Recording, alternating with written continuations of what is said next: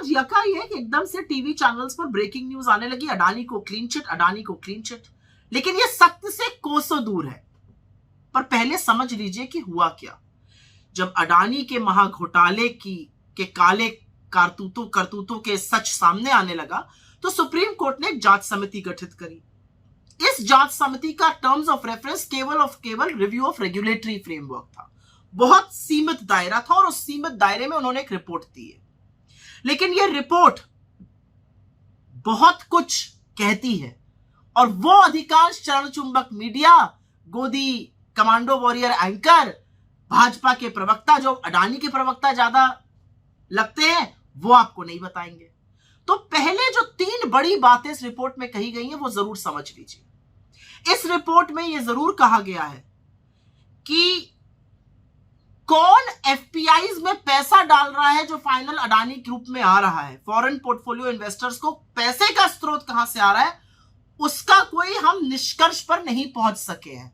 तो हमारा जो लगातार सवाल है 20,000 करोड़ किसके हैं, ये रिपोर्ट भी चीख चीख कर वही पूछ रही है।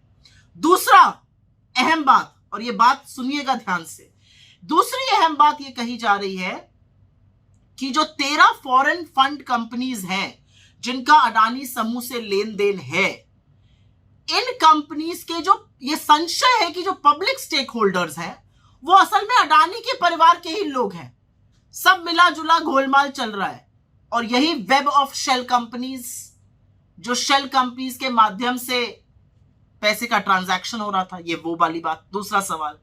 तीसरी बड़ी बात इस रिपोर्ट में पूरी तरह से साफ है कि 4 करोड़ 80 लाख शेयर एलआईसी ने अडानी ग्रुप के खरीदे और ये तब खरीदे जब शेयर प्राइस 1031 से बढ़ते बढ़ते 3859 पे पहुंचा। शेयर प्राइस बढ़ता जा रहा था और एलआईसी लगातार अडानी के शेयर खरीदता जा रहा था और इस खरीदने के लिए एनटीपीसी और पावर ग्रिड को बेचा जा रहा था। तो ये 3 बड़े सवाल, एफपीआई में का जो पैसा आता है वो 20,000 करोड़ किसके हैं, असल में ओनरशिप किसकी है जो फॉरेन फंड्स के पब्लिक स्टेक होल्डर्स हैं, और एलआईसी ने ये क्यों खरीदा। इसीलिए हम कह रहे थे कि इस कमेटी का दायरा सीमित है, इसका व्यापक जांच सिर्फ और सिर्फ एक जेपीसी कर सकती है जिसका गठन मोदी सरकार ने नहीं किया।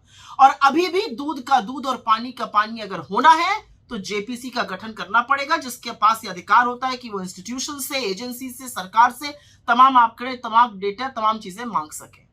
लेकिन नहीं किया जा रहा है। वो अपने आप में प्रमाण है कि इस महाघोटाले को बचाया जा रहा है। लेकिन सवाल तो फिर भी पूछे जाएंगे, 20,000 करोड़ किसके हैं। अब तो सुप्रीम कोर्ट की जांच समिति भी इस बात को पूरी तरह से बयां कर रही है।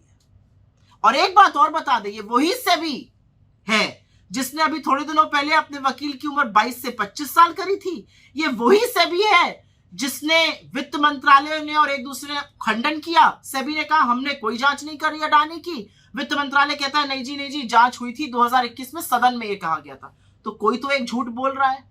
वो झूठ कौन बोल रहा है ये देश को जानने की जरूरत है, क्योंकि झूठ बोलकर बचाया तो मोदी जी के परम मित्र अडानी जी को जाया जा रहा है।